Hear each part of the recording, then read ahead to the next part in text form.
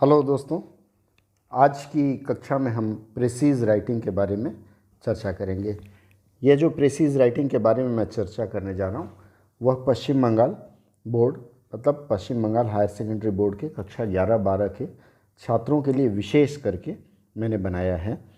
बाकी विद्यालयों के छात्रों के लिए भी यह काफ़ी उपयोगी रहेगा। देखिए, प्रेसी राइटिंग का मतलब होता है सार संक्षेपण या फिर किसी भी एक बड़े अंश को, किसी एक बड़े अनुच्छेद को आप छोटा करके लिखते हैं या फिर उसके मूल भावों को जब लिखते हैं तो वह प्रेसीज राइटिंग कहा जाता है। एक उदाहरण जैसे मैं आपको देता हूँ। मान लीजिए आप कोई फिल्म देखने गए, फिल्म पूरे 3 घंटे की थी। आप घर आने के बाद किसी मित्र को या किसी को भी उस फिल्म की जब पूरी कहानी बताना शुरू करेंगे तो वह कहानी पूरा का पूरा या उस पूरी कहानी का निचोड़ आप मुश्किल से 5 से 10 मिनट में बता सकते हैं। इसमें आप करते क्या हैं, जब फिल्म की कहानी का आप निचोड़ बताते हैं तो आप उसके मूल अंश को ही खाली बताते हैं। बहुत अगर आपकी इच्छा हुई तो उसके डायलॉग्स या उसके कुछ गानों के बारे में बताते हैं। वही प्रक्रिया यहाँ आप प्रेसीज राइटिंग में अपनाते हैं। आपको सबसे पहले करना क्या है, आपको जो पाठ मिलता है प्रेसी राइटिंग के लिए तो आपको उस पाठ को ध्यान से पढ़ना है। ध्यान से पढ़ने का मतलब यह है कि आप उसके हर शब्द के अर्थ को समझने का प्रयास करेंगे, हर वाक्य के अर्थ को समझने का प्रयास करेंगे और पूरे के पूरे वाक्यांश या फिर पूरे अनुच्छेद के अर्थ को पढ़ने का प्रयास करेंगे, पढ़कर समझने का प्रयास करेंगे। देखिए, यदि आप अंग्रेजी भाषा में लिखे हुए किसी भी अंश को पढ़ते हैं और आप कक्षा 11वीं, 12वीं, 10वीं या उससे ऊपर के छात्र हैं तो यह माना जाता है कि आपको जो पाठ्यक्रम में से प्रश्न दिया जाता है आप उसको कम से कम समझ लेंगे कि वह कहना क्या चाहता है। आपकी अपनी जो भी मातृभाषा हो, अवधी हो, भोजपुरी हो, हिंदी हो, आप अपनी मातृभाषा में उसके अंश को समझ लेंगे। अब एक बार जब आप उसके अंश को समझ लिए तो जैसे फिल्म में आपने महत्वपूर्ण अंशों को चिन्हित किया, किसी गाने को, किसी डायलॉग को, उसी प्रकार से आपके पास जो वाक्यांश है या जो अनुच्छेद है आप उसके एक एक शब्द को जो आपको कठिन लगे उस शब्द को आप अंडरलाइन कर देंगे या फिर ऐसे शब्द जो आपको लगता है कि इस अनुच्छेद में या इस कहानी में महत्वपूर्ण भूमिका निभा सकते हैं उनको आप अंडरलाइन कर देंगे। दूसरी बात है, जब आप उसको एक बार पढ़ेंगे ना समझ में आए, दूसरी बार पढ़िए, तीसरी बार जब आप पढ़ते हैं तो आपको पूरी तरह से समझ में आ जाती है पूरी कहानी और फिर आप उस पर मंथन करना शुरू करते हैं। अब उसमें मुख्य बिंदुओं को चिन्हित करने के बाद कई ऐसे शब्द हैं जो लगता है कि इनकी आवश्यकता नहीं है तो उन शब्दों को आप छोड़ते चले जाएं। अब आपके पास एक शब्द, एक वाक्यांश या फिर एक शब्दों का समूह बच गया जिनको आपको सजाना शुरू करना है। अब इसके बाद सबसे बड़ी बात रहती है, जैसे कोई भी अनुच्छेद आपके पास हो तो उसमें अनुच्छेद का आपको एक शीर्षक अर्थात टाइटल देना होता है। उस 10 नंबर का, अगर मान लीजिए 10 अंक का आपका वह प्रेसीज राइटिंग है तो उसमें 2 अंक आपको मिलता है उसके शीर्षक पर अर्थात उसके टाइटल पर। अब आपने पूरी कहानी पढ़ी, कहानी से मिलती जुलती कोई एक शीर्षक आपको या कोई टाइटल आपको बनानी है। टाइटल में आप ध्यान रखेंगे, टाइटल का जो वाक्य बनेगा वह अधिकतम 7 से 8 शब्दों में हो। आप प्रयास करिए जितना छोटा हो, जितना आकर्षक हो और फिर जितना उस अनुच्छेद से मिलता जुलता हो उतना ही आपको अच्छे अंक मिलने की संभावना रहती है। अब आपके पास 2 चीज़ें इकट्ठा हो गई, पाठ का शीर्षक आपके पास मिल गया, आपके पास पाठ में से चुने हुए शब्द मिल गए या फिर चुने हुए वाक्यांश मिल गए जिनको आपको लिखना है। अब इसके बाद फिर आप जब आगे बढ़ते हैं, इसके बाद जब अगले अंश में चलते हैं तो फिर अब आप करते क्या हैं कि पहले एक बार आप देख लेते हैं जो मूल अनुच्छेद आपको मिला है उसकी शब्द सीमा आप देख लेते हैं। एक बार रफली अगर गिनते हैं तो जैसे मान लीजिए 100 शब्दों का वह अनुच्छेद है तो आपको उसकी 1/3 से अधिक न हो।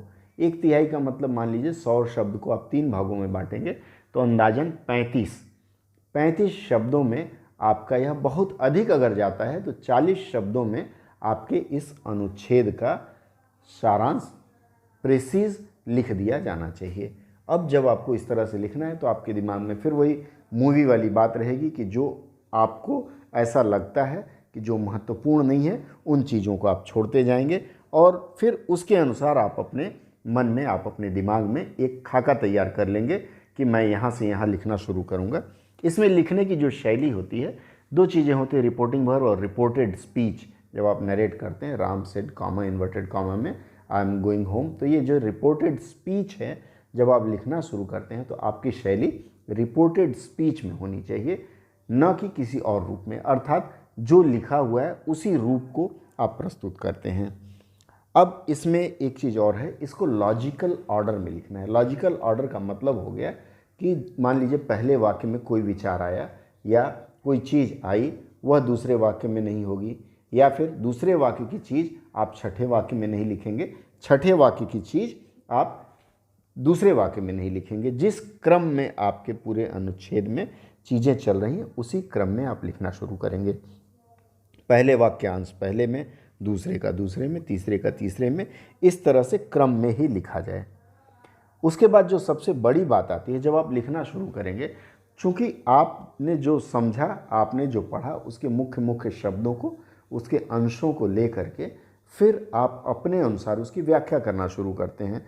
तो उसमें विचारों की स्पष्टता होनी चाहिए। आप क्या कहना चाहते हैं उस पूरे अनुच्छेद में से जो आपको निकला है उसको स्पष्ट रूप से आप लिखेंगे। उसके बाद संक्षिप्तता होनी चाहिए। संक्षिप्तता का मतलब यही हो गया कि एक वाक्य को कई चीज़ें लगा करके सुपरफ्लॉज करते हैं, जैसे मान लीजिए उसको अलंकृत करते हैं या फिर उसमें कई और नए नए शब्द डाल देते हैं जो जिनकी आवश्यकता नहीं होती जब आप संक्षेपण करना शुरू करते हैं। तो संक्षिप्त हो। उसके बाद जो आप वाक्य लिखेंगे, यह ध्यान रहे, वाक्य शुद्ध हो। शुद्ध का मतलब व्याकरण की दृष्टि से शुद्ध हो, उसमें स्पेलिंग मिस्टेक ना हो। इस तरह से जब आप इन तीन चीज़ों का अनुपालन करेंगे तो आपकी प्रेसी राइटिंग बहुत अच्छी होगी। इसके बाद आपको एक चीज़ और ध्यान रखना है। कई बार क्या होता है, हम अपने विचार मंथन में या फिर किसी भी अनुच्छेद में अपना विचार देते समय हम उसमें मूल पाठ से कोई ना कोई अंश जो मूल पाठ में नहीं होता है उसको भी लिख डालते हैं। अर्थात आपको बाहर से कोई भी शब्द या फिर कोई वाक्यांश, कोई घटना नहीं डालनी है। आपके पास जो मिला हुआ है, जैसे मान लीजिए आपको भोजन पकाने के लिए जो चीज़ें मिली हुई हैं, आप सिर्फ उसी का प्रयोग करेंगे, बाहर से नहीं लाएंगे। इस बात का आप विशेष ध्यान रखें। अब इसके बाद अगर आपको उस अनुच्छेद में आपको किसी पुस्तक का संदर्भ मिलता है, पुस्तक का नाम होता है, किसी लेखक का नाम होता है, किस स्थान का नाम होता है, तो आप उसको नहीं छोड़ेंगे, उसको ज़रूर लिखेंगे, क्योंकि बिना उसके कड़ी मिलनी मुश्किल होती है। और जैसा मैं पहले भी बता चुका, इसमें स्पेलिंग और ग्रामर का विशेष ध्यान आपको रखना है। अगर इसका विशेष ध्यान नहीं रखेंगे तो आपका सार संक्षेपण या फिर प्रिसीज राइटिंग आपकी सही नहीं होगी। मित्रों, ये जो मैंने आपको प्रिसीज राइटिंग के बारे में बताया, इसके ऊपर कुछ अभ्यास का क्रम भी मैं दूंगा।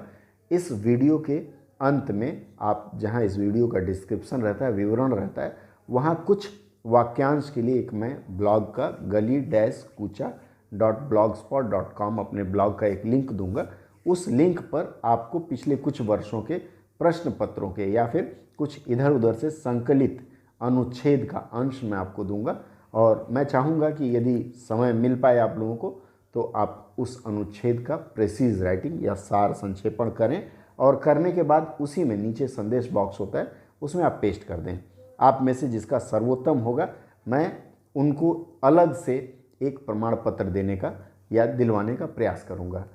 मित्रों, यह वीडियो कैसा लगा? यदि आपको अच्छा लगा, पसंद आया, तो आप अपने मित्रों में इसको शेयर करें। इसको सब्सक्राइब करने के साथ साथ इसके साथ वाली घंटी बजा लें, क्योंकि जैसे ही मैं किसी पाठ का अपडेट दूंगा वो आपको जानकारी सबसे पहले मिल जाएगी। और फिर अपने मित्रों में भी इस चीज़ को बताएं